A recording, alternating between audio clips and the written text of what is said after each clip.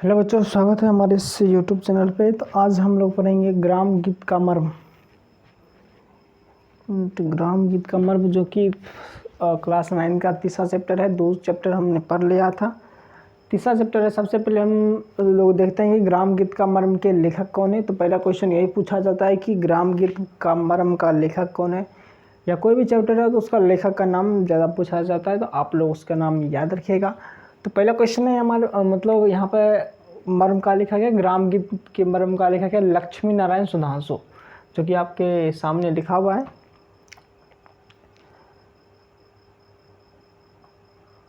लक्ष्मी नारायण सुधांशु। तो अब कह रहा है कि लक्ष्मी नारायण सुधांशु का जन्म जो है 18 जनवरी 1907 ईस्वी में बिहार प्रांत के पूर्णिया जिला के चंदवा रूपसपुर गांव में हुआ था। तो पूछेगा, बताओ लक्ष्मी नारायण सुधांशु जी का जन्म जो है कब हुआ था। लक्ष्मी नारायण सुधांशु जी का जन्म कब हुआ था, तो आपको बताना है कि कब हुआ था। बिहार के 18 जनवरी 1907 ईस्वी में हुआ था। और पूछेगा किस जिला में हुआ था, तो पूर्णिया जिला में हुआ था। और पूर्णिया जिला के किस गांव में, तो चंदवा रूपसपुर गांव में हुआ था। ठीक है। अब कह रहा उनकी प्रारंभिक शिक्षा जो है गांव और शहर दोनों में हुई। मतलब सिंपल है कि लक्ष्मी नारायण सुधांशु जी का जो है प्रारंभिक शिक्षा मतलब समझते हो क्लास 8 क्लास 9 ये सारी जो है प्रारंभिक शिक्षा है। 8 9 10 तक जो है प्रारंभिक शिक्षा माना जाता है। तो कह रहा है कि प्रारंभिक शिक्षा जो उन्होंने प्रारंभिक शिक्षा गांव और शहर दोनों में हुई। मतलब कुछ शिक्षा उन्होंने हो सकता है कि 8 तक या 5 तक जो है अपना गांव में किया हो, उसके बाद वो जो है शहर चले गए हो, इस तरह से। तो उन्होंने प्रारंभिक शिक्षा गांव और शहर दोनों में हुई। उन्होंने काशी हिंदू विश्वविद्यालय से हिंदी भाषा और साहित्य में एमए किया। ठीक है।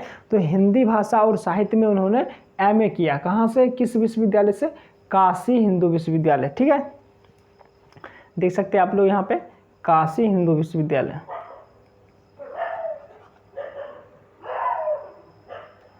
एक मिनट, तब तक हम इसको। तो इन्होंने काशी हिंदू विश्वविद्यालय से हिंदी और साहित्य में एमए किया। वे छात्र जीवन से ही राजनीति में गहरी रुचि लेने लगे थे। ठीक है। इनका जो राजनीति में रुचि है वो छात्र जीवन से ही था। मतलब जब पढ़ाई कर रहे थे तभी इनको जो है राजनीति में रुचि आने लगी थी। आज़ादी की लड़ाई में उन्होंने सक्रिय भागीदारी निभाई थी। आज़ादी की जब लड़ाई हो रही थी तो उन्होंने जो है उसमें अपना भागीदारी निभाई थी। मतलब आज़ादी की लड़ाई में उन्होंने बढ़ चढ़ कर भाग लिया था।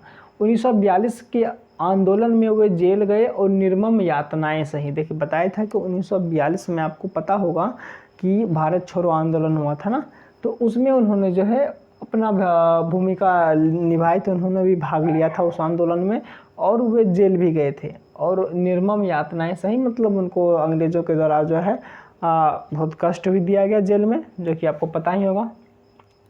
ठीक है। अब बात करते हैं कि कह रहा है कि लक्ष्मी नारायण सुधांशु का साहित्यिक जीवन एक कथाकार के रूप में छात्रावास से ही आरंभ हो गया था। मतलब कह रहा है कि लक्ष्मी नारायण का साहित्यिक जीवन मतलब साहित्य में जो उन्होंने रुचि, भारत के साहित्य में उनकी जो रुचि है वो छात्रावास यानी छात्र के जीवन से ही शुरू हो गया। जब वो पढ़ाई कर रहे थे तभी उनको साहित्य के क्षेत्र में भी रुचि आने लगा था। भ्रातृ प्रेम नामक उनका एक उपन्यास 1926 में तथा उनके 2 कहानी संकलन गुलाब की कलियां और रस रंग क्रमशः 1928 और 1929 ईस्वी में प्रकाशित हो चुके थे। तो उनका जो है भ्रातृ प्रेम उपन्यास, ठीक है। तो हो सकता है कि पूछ दे कि लक्ष्मी नारायण जी का जो भ्रातृ प्रेम नामक उपन्यास है वो कब प्रकाशित हुआ था, तो 1926 ईस्वी में। कब हुआ था दे बच्चों, 1926 ईस्वी में। और उनके 2 कहानी संकलन भी था, एक गुलाब की कलियां और दूसरा रसरंग।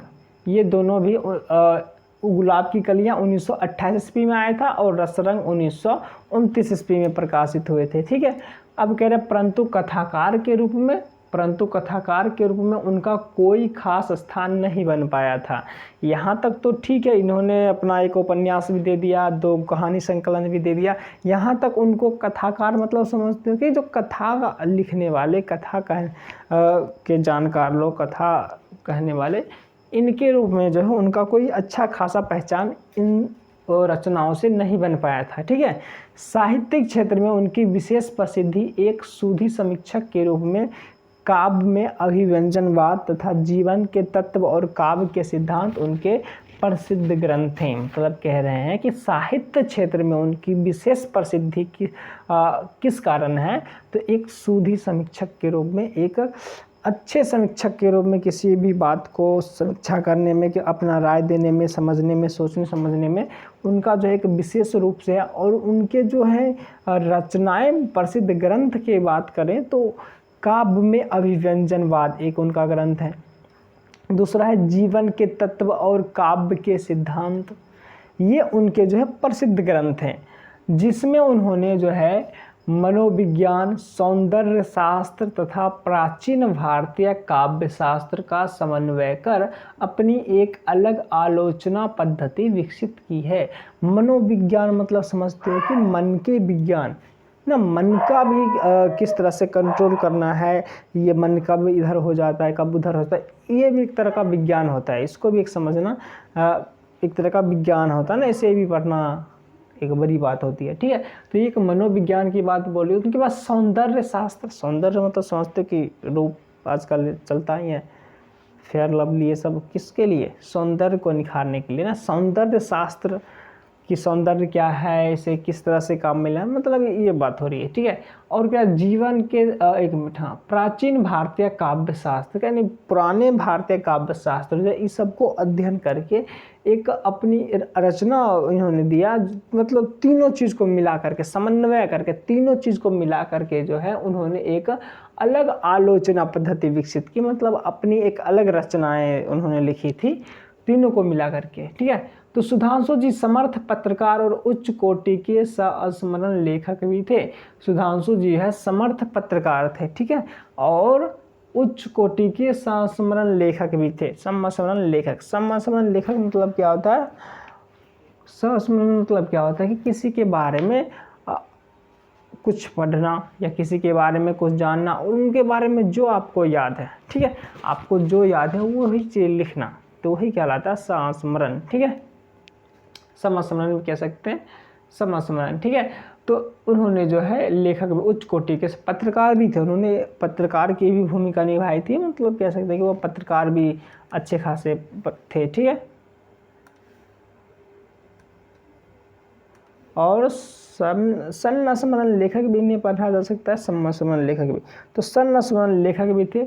उन्होंने अवंतिका जैसी मशहूर पत्रिका का संपादन किया था।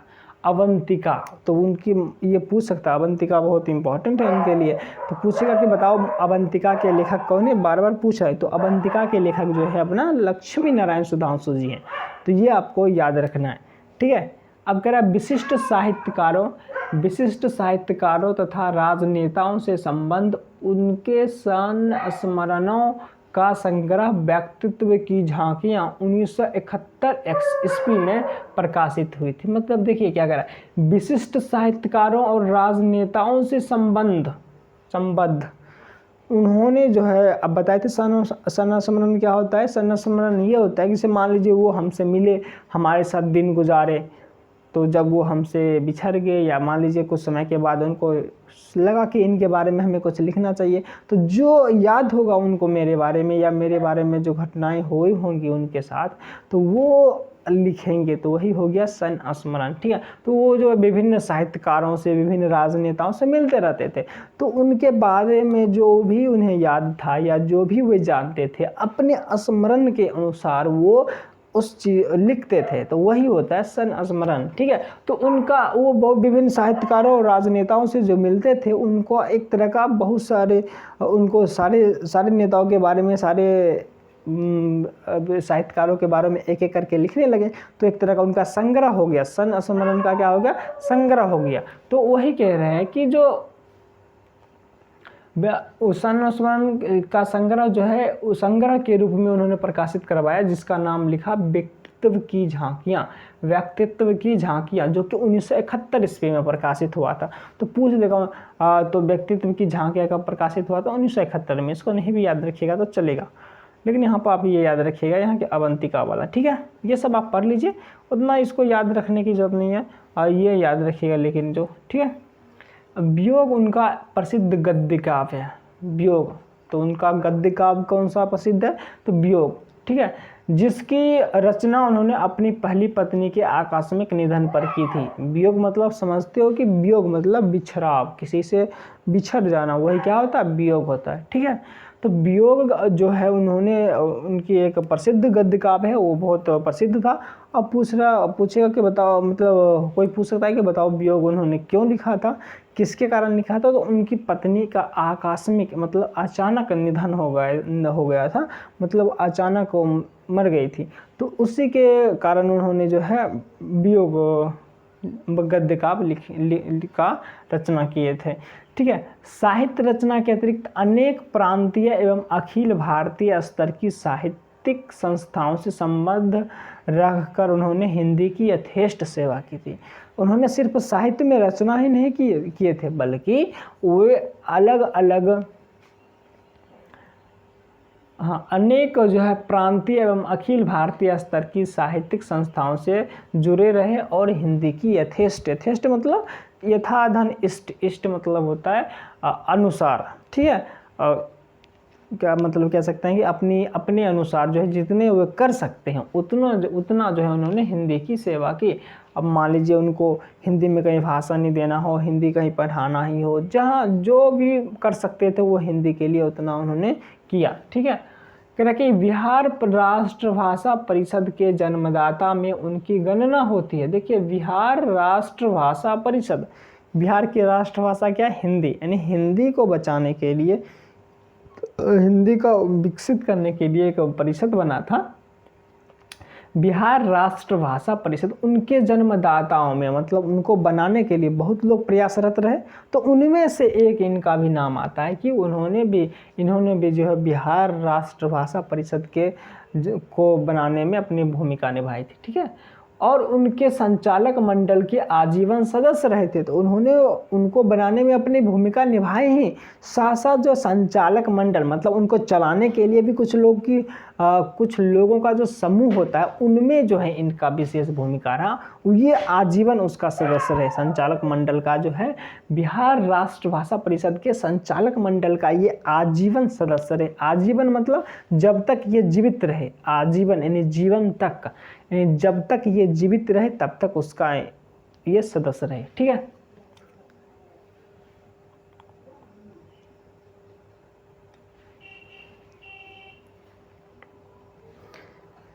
अब कह रहे कि राजनीति के क्षेत्र में भी सुधांशु जी समान रूप से सक्रिय थे। ऐसा नहीं कि खाली वो जो है उन्हीं के जो राष्ट्रभाषा परिषद के ही सदस्य थे, उसके अलावा ये राजनीति जीवन में भी क्या थे, समान रूप से सक्रिय थे। देखिए कितने बड़े महान थे ये, पत्रकार भी हैं, साहित्य की रचना भी करते हैं, अपने आसपास के जो भी संस्था हैं, साहित्यिक संस्थाएं, उसमें भी ये अपना भूमिका निभाते हैं। और साथ साथ ये क्या करते हैं कि अपना हिंदी राष्ट्रभाषा परिषद के सदस्य भी हैं, और साथ साथ ये राजनीति में भी उतनी अच्छी तरीके से अपना सक्रिय हैं, ठीक है। तो कितना मतलब इनका पास कितने ये काम करते थे भर दिन में। अब कह रहे कि वे बिहार विधानसभा के सदस्य और सभापति तथा अखिल भारतीय कांग्रेस समिति के सदस्य थे। तो देख लीजिए बिहार विधानसभा के सदस्य थे और सभापति भी थे, और अखिल भारतीय कांग्रेस समिति के भी ये सदस्य थे। उन्होंने कई शिक्षण और कला संस्थाओं की स्थापना की। उन्होंने जो कई शिक्षण यानी शिक्षा देने वाले विद्यालय कह सकते हैं, एवं कला संस्थाओं, कला को सिखाने वाले, ठीक है, उसके भी इन्होंने स्थापना किए थे। वे एक साहित्यकार, राजनीतिज्ञ और सामाजिक कार्यकर्ता थे। तो देख रहे हैं यहाँ पे वे एक साहित्यकार भी थे, जैसा कि आप लोग पता ही अभी पढ़ रहे हैं, राजनीतिज्ञ भी थे, राजनीति में भी उनकी रुचि थी, और सामाजिक कार्यकर्ता भी थे, ठीक है। अब बात हो रही है कि इस पाठ में जो है उनकी क्या बातें की गई है, किस बात के बारे में वो इस पाठ में चर्चा करते हैं। तो कह रहा प्रस्तुत निबंध में सुधांशु जी ने ग्राम गीत के मर्म का उद्घाटन करते हुए काव्य और जीवन में उसके महत्व का निरूपण किया है। देख लीजिए यहाँ पे कह रहा है कि जो प्रस्तुत निबंध में, ये क्या है, निबंध है भाई। निबंध क्या होता है कि जो कि एक ही चीज़ पे एकदम पूरी तरह से व्याख्या कर रहे हैं, एक ही टॉपिक को लेकर के। जैसे गाय, हम लोग गाय पे लिखते हैं ना निबंध, तो निबंध है जिसका कोई बंध ना हो ना, हम लोग जितना मन उतना लिख सकते हैं, लेकिन एक फिर भी लिमिटेड हम लोग लिख लेते हैं। तो मतलब गाय पर जैसे लिखते हैं हम लोग, गाय पे लिखते हैं गाय के 4 पैर है, 4 ये है, ये गाय दूध देती है, ये देती है, गोबर देती है, 2 गोबर से ये करते हैं वो करते हैं, ठीक है। तो ये हम लोग गाय से ही संबंधित बातें लिखते हैं। उसी तरह यहाँ पे कह रहे हैं कि ग्राम गीत का के मर्म का उद्घाटन करते हुए, ग्राम गीत के मर्म, ग्राम मतलब क्या होता है, गाँव, गाँव के गीत, यानी जो हमारे गाँव के गीत हुआ करते हैं ना, जैसे आप लोग सुनते होंगे गाँव के गीत, बहुत सारे होते हैं उसमें। जैसे बोला जाता है कि गांव के गीतों में कि बेटा चाहिए तो किसके जैसा, तो राम के जैसा, पति चाहिए तो किसके जैसा, राम के जैसा। इस तरह से गीत जो गाए जाते हैं, पापा चाहिए तो दशरथ के जैसा, या ये भी बोला जाता है कि बेटा चाहिए हनुमान के जैसा, पत्नी चाहिए सीता की जैसी। ये सारी बातें जो बोला जाता है ना, बहुत सारे गीत, और भी बहुत सारे गीतें होते हैं गाँव के गीत। आप गांव से संबंधित लोगों से पूछ सकते हैं, यदि आप गांव से होंगे तो आपको पता ही होगा, ठीक है। तो अगर आप प्रस्तुत निबंध में सुधांशु जी ने ग्राम गीत के मर्म मतलब क्या होता है, मर्म मतलब होता है एकदम पूरी तरह से निचोड़ दिया, एकदम पूरी तरह सारी बातें की गई हैं इसमें गाँव के गीत से संबंधित, ठीक है। उसका उद्घाटन करते हुए काव्य और जीवन में, तो कह रहा है ये ग्राम गीत के मर्म जो है, गाँव के गीत का जो है काव्य यानी कविता और जीवन में जो है उसका महत्व का निरूपण किया है कि कविता में किस तरह का प्रयोग है गांव के गीत का, ऊपर से हमारे जीवन में किस तरह से बदलाव लाया है ये ग्राम गीत, ठीक है। इसका निरूपण किया है। ग्राम गीत का उद्भव और उसकी प्रकृति का अनुसंधान करते हुए, यानी ग्राम गीत का उद्भव मतलब उत्पन्न कहाँ से हुआ है, जन्म, ठीक है। तो ग्राम गीत का जो उद्भव और उसकी प्रकृति कैसा है, प्रकृति मतलब समझते हो ना, कि जैसे मान लीजिए हम बोले हम गुस्सा से, मतलब इसका हमारा प्रकृति कैसा है, गुस्से नहीं है। उसी तरह ग्राम गीत की प्रकृति क्या है, वो किसको ज़्यादा प्यारा है, किससे उसको ज़्यादा प्रयोग कौन करता था, तो इसके बारे में। तो ग्राम गीत की प्रकृति और उसका उद्भव कहाँ से उत्पन्न हुआ है, कैसे बना है, तो ग्राम गीत का उद्भव और उसकी प्रकृति का अनुसंधान करते हुए, अनुसंधान मतलब उसमें खोजबीन करते हुए उन्होंने प्रतिपादित किया है, यानी बताया है कि जीवन की शुद्धता और भावों की सरलता का जितना मार्मिक वर्णन जो है ग्राम गीतों में मिलता है, उतना परवर्ती कला गीतों में नहीं मिलता है। तो मतलब क्या कह रहा है कि जीवन की शुद्धता, यानी जीवन जो है शुद्ध रूप से, सही रूप से, शुद्ध रूप से कहाँ पे बताया गया है, ग्राम गीत में। और भावों की सरलता, कोई भी भावना उसको एकदम सरल रूप से किसमें व्यक्त किया जाता है, तो ग्राम गीत में, ठीक है। कह रहा इस सब का जितना मार्मिक वर्णन, जिस तरह से जितनी सरल रूप से इसका वर्णन जो है ग्राम गीत में किया जाता है, उतना आजकल के परवर्ती कला गीतों में नहीं किया जाता है। आप लोग कोई भी गांव के गीत सुनिएगा, समझ में आ जाएगा फटाक से, लेकिन आजकल के प्रवर्ती कला गीतों, आजकल के जब भी गीत आता है वो सब समझ में नहीं आता, दिमाग से ऊपर से जाता है। समझ में आता भी है तो उसमें जो है आसान शब्द का प्रयोग नहीं किया जाता है, एकदम इंग्लिश का पता नहीं क्या क्या करके प्रयोग किया जाता है, और वो मतलब बनाने के लिए क्या क्या नहीं कर दिया जाता है। तो एकदम तो कह रहा है कि जीवन की शुद्धता और भावों की सरलता का जितना मार्मिक वर्णन जो है आपको गांव के गीत में मिलेंगे, उतना आजकल के ये शहरी टाइप के गीतों में जो आलतू फालतू गीतें जो आजकल के निकलते हैं उसमें नहीं बताया जाता है, ठीक है। तो चलिए हम लोग अब पाठ की ओर चलते हैं।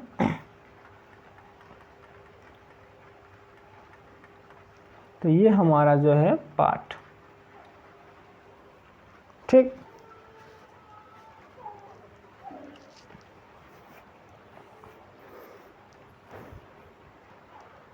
तो पाठ पहले के हमारे यहाँ पे दिख रहा है कि ग्राम गीत का मर्म है। क्या है, ग्राम गीत का मर्म। ग्राम गीत का मर्म का मतलब क्या होता है समझिए, मतलब ग्राम के गीत के बारे में पूरा चीज़, ठीक है, जिस मर्म निचोड़। कह रहे किसी देश के काव्य का उद्भव जो है, किसी देश के काव्य का उद्भव साधारणतः वहाँ की दंत कथाओं या ग्राम गीतों से होता है। दंत कथाओं मतलब समझते हो कि पुरानी जो हमारी दादी नानी कथाएं सुनाई करती हैं, जिससे मान लीजिए एक तरह का राम भगवान का भी दंत कथा है, ठीक है। राम भगवान, सीता जी, ये सारे रामायण जो है, ये सारी कहानियाँ सुनते हैं, जिससे हम लोग क्या करते हैं, एकदम अंदर फूर्ति लाते हैं ना, जज्बा लाते हैं उनके बाद, उनसे कुछ सीखते हैं दंत कथा से। तो कह रहे उनके उत्तरोत्तर कलात्मक विकास में मानव जीवन के महत्व की सहमति तथा उसकी विविधता का आलोचना रहता है। कह रहा उनके उत्तरोत्तर कलात्मक विकास में जो है मानव जीवन के महत्व का सहमति तथा उसकी विविधता की आलोचना रहता है। मतलब उत्तरोत्तर कलात्मक विकास मतलब हुआ कि ग्राम गीत का जो आगे चल के एक तरह का कलात्मक विकास है, उसमें कुछ कला कर दिया गया है और उसका विकास कर दिया गया है, ठीक है। और कह रहा है कि उसमें जो है मानव जीवन के महत्व को तो संजो कर रखा ही जाता है, साथ में उसकी विविधता का भी आलोचना रहता है कि मानव जीवन में क्या क्या विविधता है, किस तरह का अलग अलग रूप है मानव जीवन का, उसका बात किसमें किया जाता है, किसमें, तो वहाँ के ग्राम गीतों में, ठीक है। सामाजिक जीवन और काव्य दोनों को मिलाकर देखने से यह पता चलता है कि समाज की धारणाओं के मध्य में जीवन का प्रवाह किस दिशा में है, कितनी दूर तक है या जा सकता है, कितनी दूर तक जा सकता है, समाज की और परिस्थिति की परवस्था के कारण जीवन किस सीमा तक पंगु बना है। देखिए कह रहा है कि आप जब सामाजिक जीवन और काव्य दोनों को मिला देंगे, सामाजिक जीवन के बारे में अध्ययन करेंगे, समाज में जाएंगे, देखेंगे कि जीवन कहाँ से किधर जा रहा है, किस कारण जीवन प्रभावित हो रहा है या किस कारण जीवन आगे खुशहाल बन रहा है, ठीक है। और काव्य, जब आप काव्य कविताओं का अध्ययन करेंगे, काव्य का अध्ययन करेंगे, ठीक है, तो भारतीय काव्य जब आप लोग पढ़ेंगे काव्य के बारे में और सामाजिक जीवन दोनों को एकदम मिलाएंगे, तो आपको पता चलेगा कि समाज की धारणाओं के मध्य में, समाज की धारणा मतलब क्या होता है, समाज कुछ मान के बैठा हुआ, धारणा यानी मानना, जैसे हम लोग मानते हैं कि भगवान है, भगवान को हर वक्त पूजा करनी चाहिए, मतलब भगवान को आदर से नाम लेना चाहिए। तो इस भावना से समाज किस तरह से प्रभावित हो रहा है, या मान लीजिए माता पिता का आदर करना चाहिए, या मान लीजिए कि दुश्मन को जो है, मतलब जो अलग अलग प्रकार की जो धारणाएं हैं, तो इससे जो है समाज में जीवन का प्रभाव किस दिशा में जा रहा है, इससे जीवन और भी खुशहाल हो रहा है या जीवन जो है नरक बन रहा है। तो ये सारी बातें, और जो है समाज जो है खुशहाल है तो कितना खुशहाल है, ठीक है, या मान लीजिए दुखी है तो इस धारणा के कारण कितना दुखी है समाज। और जो है परिस्थिति की परवस्था के कारण, मान लीजिए किसी का परिस्थिति के वश में, परिस्थिति के वश में हम लोग तो पंगु बन गए, वही परिस्थिति की परवस्था के कारण जीवन किस सीमा तक पंगु बना है। परिस्थिति जो है उसे जीवन, परिस्थिति जो है उसका जीवन, परिस्थिति कोई भी जो है मानव के जीवन को किस सीमा तक जो है पंगु बना दिया है या आगे बढ़ाया है, ठीक है। पंगु मतलब समझते हो कि एकदम विवश हो जाना, खराब स्थिति, ठीक है। और कहाँ तक उसने परिस्थिति तथा समाज की रूढ़ियों पर विजय पाई है, और मानव जीवन जो है कहाँ तक परिस्थिति पर और समाज की रूढ़ियाँ मतलब समझते हो, रुकावट, समाज जो है आजकल अनेक धारणाओं की वजह से मानव जीवन में जो रुकावट पैदाएँ करती है, अलग अलग धारणाएं बना करके, ठीक है। क्योंकि बहुत सारे धारणाएं होते हैं समाज में, तो उसको आप लोग तोड़ नहीं सकते, यदि तोड़ोगे तो फिर आपके लिए समस्या हो जाएगी। तो मानव जो है अपने कर्म से कभी कभी परिस्थिति पर जो है विजय पा लेते हैं, समाज की रूढ़ियों पर क्या करते हैं, विजय पा लेते हैं। समाज जो उनके लिए जो रुकावट पैदा करती है उसको क्या कर लेते हैं, वो आगे बढ़ा लेते हैं, यानी रुकावट को भी तोड़ देते हैं, मतलब उस पर विजय पा लेते हैं। तो ग्राम गीत में मानव जीवन के उन प्राथमिक चित्रों के दर्शन होते हैं। ग्राम गीत में जो मानव जीवन के उन प्राथमिक चित्रों के दर्शन होते हैं जिसमें मनुष्य साधारणतः अपनी लालसा, वासना, प्रेम, घृणा, उल्लास, विषाद को समाज की मान्य धारणाओं से ऊपर नहीं उठा सका है। देखो ग्राम गीत में जो मानव जीवन के उस प्राथमिक चित्रों के दर्शन होते हैं जिसमें मनुष्य क्या करते हैं, साधारणतः अपनी लालसा हो गया, वासना हो गया, प्रेम हो गया, घृणा, उल्लास, विषाद को समाज ने जो धारणा माना हुआ है उससे वो ऊपर नहीं उठा सकते हैं। ठीक है, जैसे मान लीजिए समाज ने माना है कि अपना इस चीज़ में जो है हमें खुशी मिलती है, भगवान की पूजा करिए उसमें हमें खुशी मिलती है, तो हम लोग भी भगवान की पूजा करने से खुशी लाते हैं, उससे और ऊपर नहीं कर पाते हैं। ऐसा नहीं कि हम लोग तपस्या, क्योंकि हमें पता है कि तपस्या करने से उससे और ज़्यादा खुशी मिलती है, तो हम लोग समाज में चूँकि ये नहीं माना हुआ कि तपस्या करने से खुशी मिलती है, या कोई करता भी नहीं है समाज में, तो हम लोग सिर्फ पूजा करने, भगवान की पूजा करने से ही खुशी ले आते हैं, तपस्या नहीं कर पाते। ठीक है, तो हम यहाँ पर समाज के धारणाओं से, समाज के मान्य धारणाओं से जो मान के चलिए उससे ऊपर नहीं उठ पाए, उससे ज़्यादा खुशी अर्जन नहीं कर पाए। ठीक है,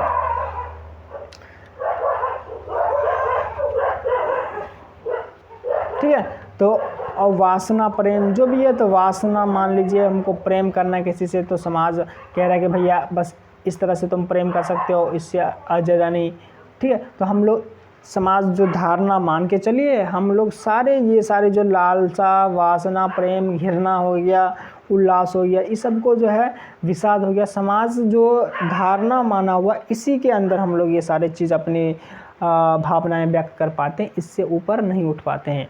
लेकिन दूसरी ओर भी कह रहा है कि और अपनी हृदयगत भावनाओं को प्रकट करने में उसने कृत्रिम शिष्टाचार का प्रतिबंध भी नहीं माना है। कहीं कहीं ये भी होता है, मान लीजिए हमको अपनी भावना, हृदयगत भावना व्यक्त करना है, हृदयगत भावना मतलब यही सब लालसा, प्रेम, वासना, घृणा, उल्लास, या मान लीजिए घृणा की बात हो रही है तो हम किसी से घृणा कर रहे हैं, नहीं समझ, घृणा मतलब क्या होता है समझ रहे हैं आप लोग, तो घृणा कर रहे हैं, ऊपर से समाज मान रहा है कि इससे ऐसे में घृणा होता है इस तरह से, लेकिन हम लोग जो है घृणा उससे भी अलग प्रकार के कर लेते हैं। तो वहाँ पे बोला कृत्रिम शिष्टाचार का प्रतिबंध, समाज ने मान लिया कि घृणा तो इसी प्रकार से होता है, लेकिन हम लोग जो है किसी और भी प्रकार से घृणा कर रहे हैं, तो एक तरह का कृत्रिम शिष्टाचार का प्रतिबंध हम लोग नहीं माने, समाज ने जिस तरह जो भी धारणाएं मानी हुई तो उससे ऊपर उठ गए हैं।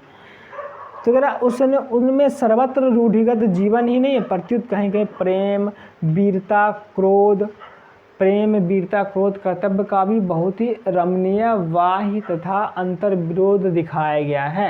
ये ग्राम गीत में जो है ऐसा नहीं कि रूढ़िगत जीवन ही नहीं है, सिर्फ सर्वत्र रूढ़िगत जीवन ही नहीं है, जीवन के बारे में ही नहीं सिर्फ बताया गया, बल्कि कहीं कहीं प्रेम के बारे में बताया गया, वीरता के बारे में बताया गया, क्रोध के बारे में भी बताया गया, क्रोध कर्तव्य का भी बहुत ही रमणीय वाह्य और अंतर विरोध दिखाया गया, बहुत ही अच्छे तरीके से वर्णन आपको ग्राम गीत में मिलेगा। तो जीवन की शुद्धता, फिर वही बात है, जीवन की शुद्धता और भावों की सरलता का जितना मार्मिक वर्णन आपको ग्राम गीतों में मिलता है उतना परवर्ती कला गीतों में नहीं मिलता है, ये इनका कहना है। ठीक है, आपको बताया, सही कह भी रहे हैं। ठीक है, तो इसके बाद हम लोग क्या करेंगे, अगले क्लास में पढ़ेंगे, चूँकि समय जो है आधे घंटे का होने वाला है, तो आशा करते हैं कि आपको ये समझ में आ गए होंगे।